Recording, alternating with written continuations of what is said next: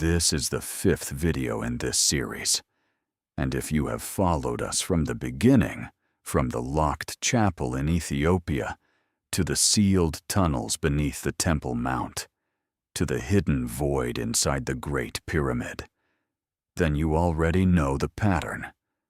Something is hidden. Someone prevents access. The investigation stops. But this video is different from the others, because in every previous case, we were asking the same question. What is hidden, and where? Here, for the first time, we are going to ask the question underneath that question. Why here? Why is the Sphinx positioned exactly where it is? Why does it face exactly the direction it faces?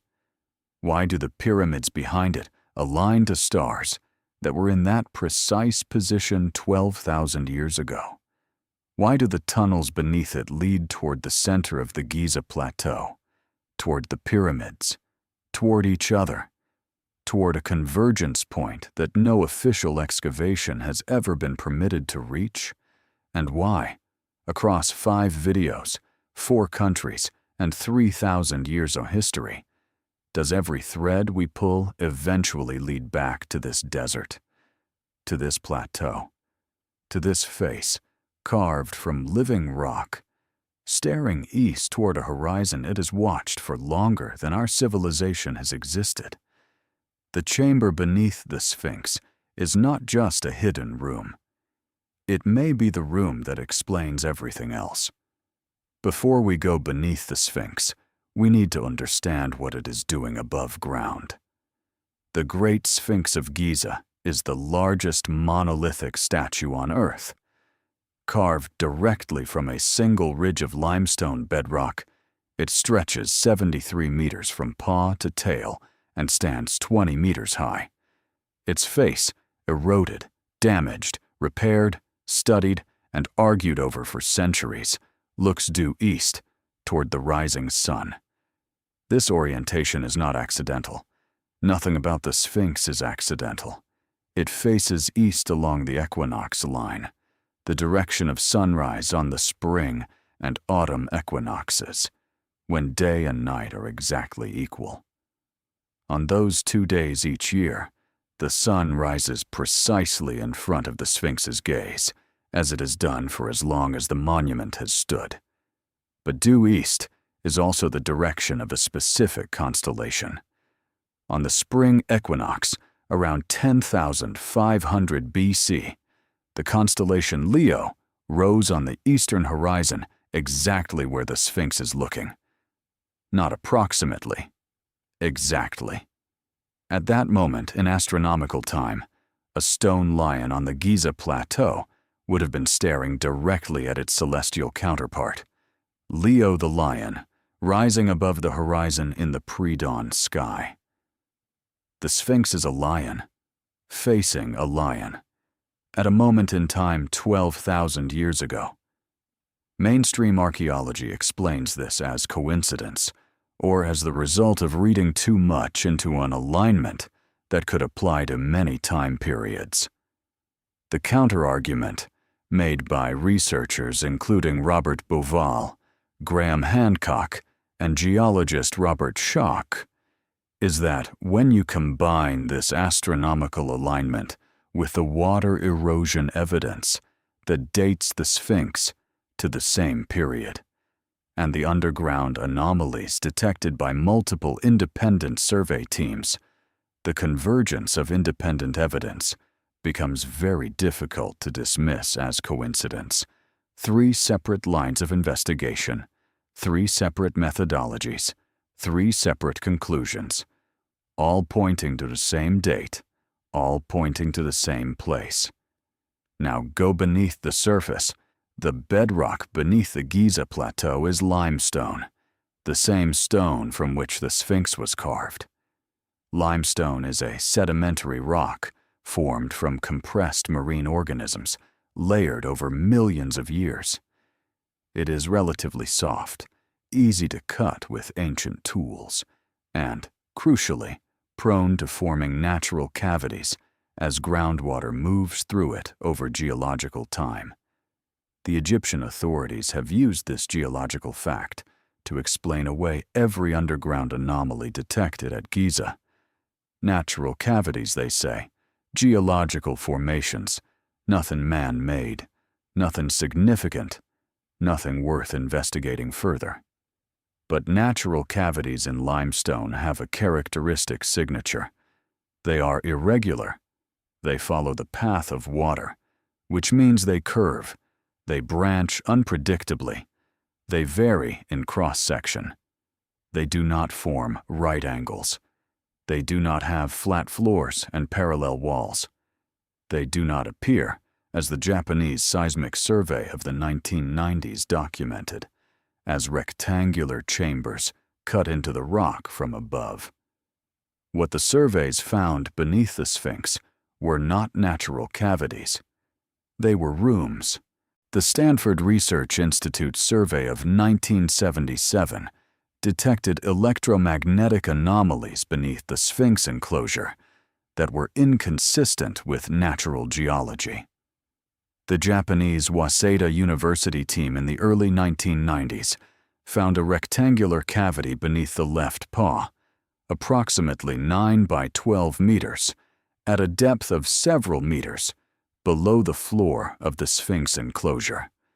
A 1993 survey by a team including geologist Thomas Dobecki found additional anomalies on the south side and rear of the Sphinx, including what appeared to be a larger cavity deeper beneath the monument. 3 surveys, 3 independent teams, 3 different detection technologies, all finding the same thing. Rooms below the Sphinx that no one has been officially permitted to enter. In 1996, a team of researchers was granted limited permission to conduct investigations in and around the Sphinx enclosure. What happened next depends on who you ask. The researchers, affiliated with Florida State University and connected to the Association for Research and Enlightenment, the organization built around Edgar Cayce's work, reported that they had located what appeared to be a tunnel entrance near the left paw of the Sphinx, consistent with the location of the rectangular cavity detected in the Japanese seismic survey. They said they had begun to document the entrance when their permission was abruptly revoked. The Egyptian authorities said the team had violated the terms of their permit by attempting to excavate without authorization. The researchers disputed this account. Whatever the truth of the disagreement, the result was the same. The team was removed from the site. The entrance, if it existed, was not pursued, and the cavity beneath the left paw of the Sphinx has not been officially investigated since. What is notable about the 1996 incident is not the conflict itself. Disputes between researchers and antiquities authorities are common in archaeology. What is notable is the location. The left paw of the Sphinx is precisely where Edgar Cayce, speaking in a trance state decades before any of the modern surveys were conducted, said the entrance to the Hall of Records would be found. Cayce had no access to seismic survey technology. He had no knowledge of ground-penetrating radar.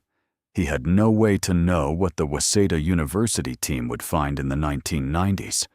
He described a specific location. Science confirmed an anomaly at that location, and access was revoked before anyone could look inside. You can interpret that sequence however you choose. But it is the sequence that happened. There is a passage beneath the Sphinx that is documented and not seriously disputed. It was explored in the 19th century, and it leads from a point behind the Sphinx's head downward into the bedrock, descending at an angle before terminating in what early explorers described as a roughly cut chamber. The passage is narrow, roughly hewn, and, according to the Egyptian authorities, leads nowhere significant. It is sometimes described as a later addition, cut by Arab treasure hunters or medieval explorers trying to find valuables they believed were hidden inside. But there is a detail about this passage that tends to get overlooked. It leads downward, not horizontally, not upward, but down into the rock beneath the Sphinx. If you were trying to access a chamber that the seismic surveys place at a depth of several meters below the floor of the Sphinx enclosure, you would need a passage that goes down. The passage goes down. Where it leads beyond its documented terminus, whether it connects to the larger cavity system detected by the surveys, whether it continues past the point where 19th century explorers stopped and sealed the entrance, is unknown. Because it has not been fully explored, because permission has not been granted, because the same institutional resistance that sealed the chambers beneath the Temple Mount and denied access to the Scan Pyramids team and revoked the 1996 research permit has, decade after decade, arrived at the same conclusion about the passage beneath the Sphinx's head. Not now. Not you. Not yet. Let us step back and look at the full picture that this series has assembled. In Ethiopia, the Ark of the Covenant, or something the Ethiopian Orthodox Church has guarded as the Ark for 3,000 years, sits in a sealed chapel. The historical evidence connecting ancient Israel to Ethiopia is genuine, documented, and serious. The 2009 announcement of a potential revelation was made and then withdrawn. The door remains locked. In Jerusalem, beneath the Temple Mount, sealed chambers have not been officially entered in living memory. The copper scroll describes hidden caches of sacred treasure, whose locations correspond to areas that have never been excavated. The political consequences of investigation are considered too dangerous to risk. The tunnels remain sealed. In Egypt, the Great Pyramid contains at least one large hidden void, confirmed by peer-reviewed science published in Nature in 2017. Its contents are unknown. No official investigation of its interior has been conducted in the 7 years since its discovery. The void remains dark. And here, at the Sphinx, multiple independent surveys across 5 decades have detected underground chambers that have never been officially entered. A research team that attempted to access one of those chambers in 1996 had its permission revoked. The anomalies remain unexplained. The rooms remain sealed. 4 sites, 4 sets of sealed doors, and beneath the Sphinx, what may be a room that connects them all. Because if the Hall of Records exists, if there is a repository of knowledge from a civilization that predates recorded history, placed somewhere, it would survive catastrophe and endure until humanity was ready to find it. Then its location would need to meet specific criteria. It would need to be in a place of such obvious significance that no civilization, however different from the one that built it, could fail to recognize the site as important. It would need to be marked by a monument large enough and durable enough to survive thousands of years of weather, war, and the rise and fall of empires. It would need to be positioned in relation to the stars in a way that encoded the date of its construction, so that astronomers of any era, looking at the alignment, could calculate when it was built and understand what they were looking for. The Sphinx meets every one of those criteria. It is the largest monolithic statue on Earth. It has survived 12,000 years. if the geological evidence is correct, while empires rose and collapsed around it.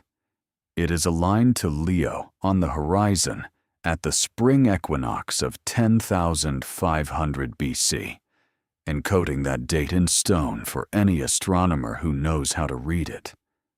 And beneath it, in the location specified by Edgar Cayce, confirmed by multiple independent scientific surveys, and sealed by the Egyptian Antiquities Establishment for decades, there are rooms.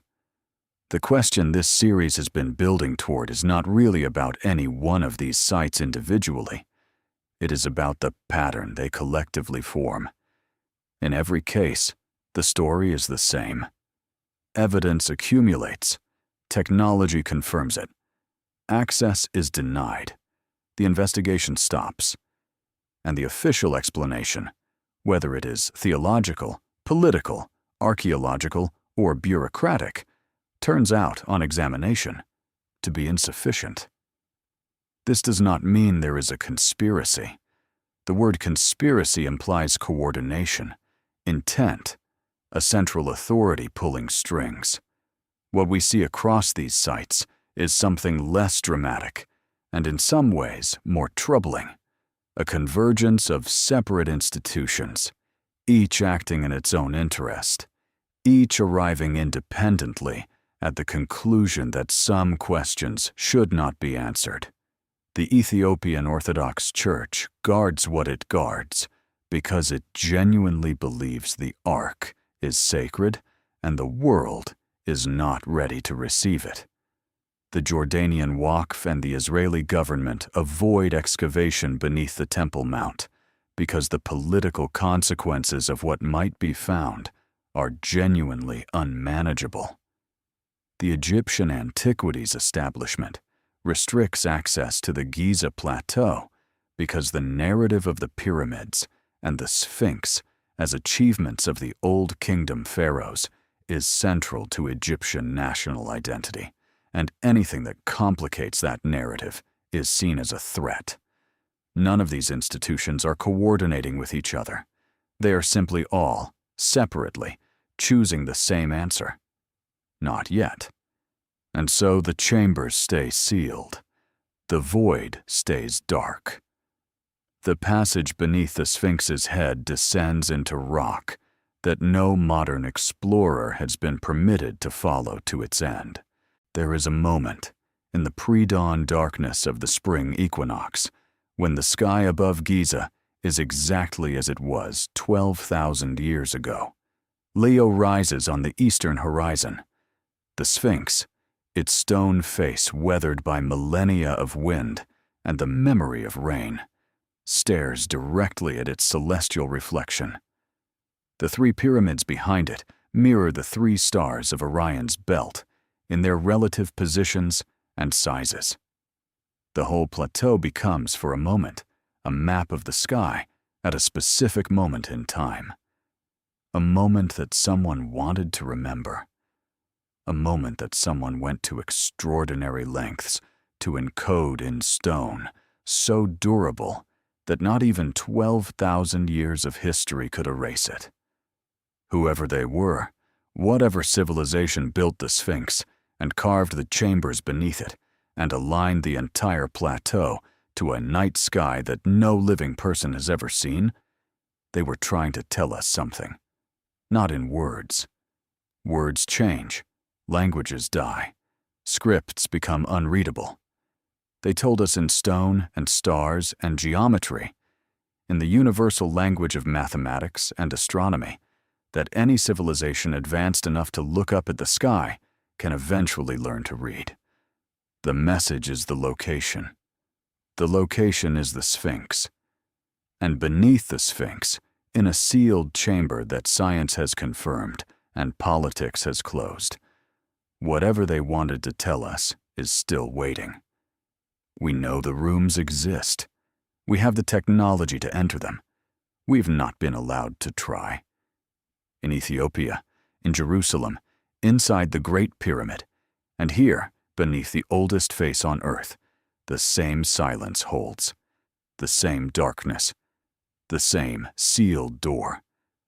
And on the other side of that door, in the chamber beneath the Sphinx, something waits that has been waiting since before our history began. We are the first civilization in 12,000 years with the technology to open it. The question is whether we will, or whether we will do what every institution in this series has done when confronted with a question too large and too dangerous and too consequential to answer. Look away, walk past the sealed door, and leave the chamber beneath the Sphinx exactly as it has always been, dark, silent, waiting for a version of us that is finally ready. There is one more detail that this series has not yet addressed directly, and it may be the most important detail of all. The Sphinx is not alone on the plateau. Around it, partially buried, partially excavated, and largely ignored by the mainstream narrative of Giza, there are structures that do not fit the conventional timeline. The Sphinx Temple, the massive stone enclosure directly in front of the monument, is built from the same limestone blocks that were removed when the Sphinx enclosure was cut. This means it was built at the same time as the Sphinx itself, from the material excavated when the Sphinx was carved. The blocks weigh between 50 and 200 tons each. They were moved short distances, true, but positioned with a precision that required sophisticated engineering and a workforce with capabilities that the conventional model of early Egyptian society struggles to account for. The Valley Temple, adjacent to the Sphinx Temple, shows the same water erosion patterns on its oldest core blocks that Robert Schoch identified on the Sphinx body. The same evidence, the same implication, built at the same time, by the same people, in the same period. A period that mainstream archaeology does not acknowledge as capable of this level of construction. And between the Sphinx Temple and the Valley Temple, there is a passageway, a narrow corridor, partially open, partially sealed, running east to west along the axis of the Sphinx. It has been partially explored. It had been partially documented. It connects to the subterranean system beneath the plateau, and no one has followed it to its end. Edgar Cayce said something specific about the timing of the Hall of Records that is worth revisiting now. He said it would be discovered when humanity was ready to receive it. Not before. Not after. When the level of spiritual and intellectual development of civilization had reached a threshold that the builders of the hall had foreseen and planned for. This sounds mystical. It sounds like the language of prophecy rather than the language of archaeology. But consider it from a purely practical standpoint. A civilization with sufficient foresight to build monuments aligned to stars 12,000 years in their future. A civilization that understood precession, that could calculate where Leo would rise on the spring equinox, 12 millennia from the moment of construction. That civilization also understood time in a way that we are only beginning to appreciate. They would have known that any knowledge placed in a chamber would eventually be found. The question was not whether it would be found.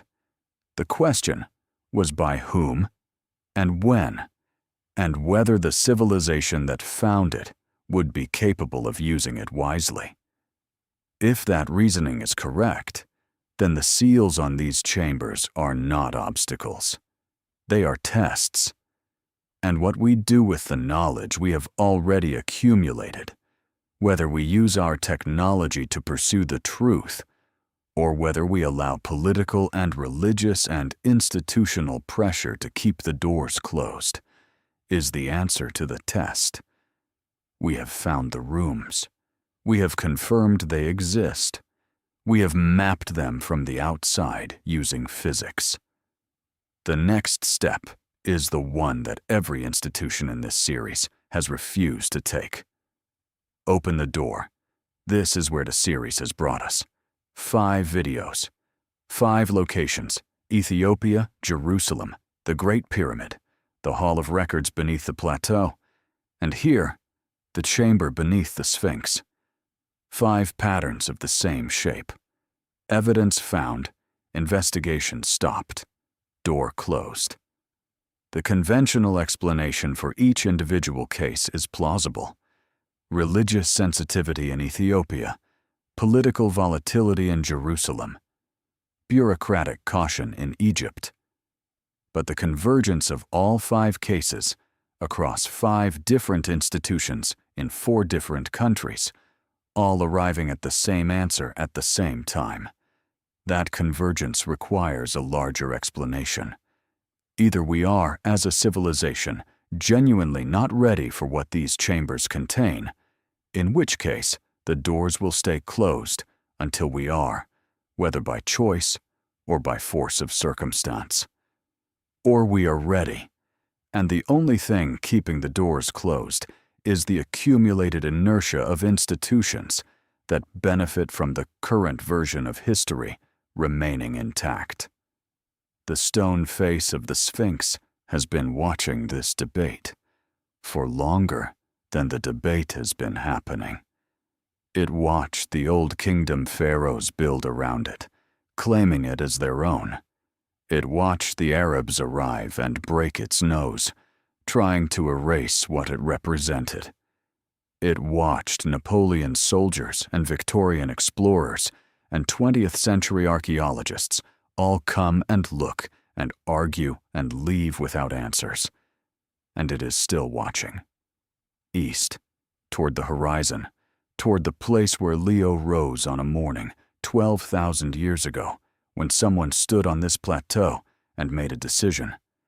They would leave something behind, something that would last, something that would wait for whoever came next.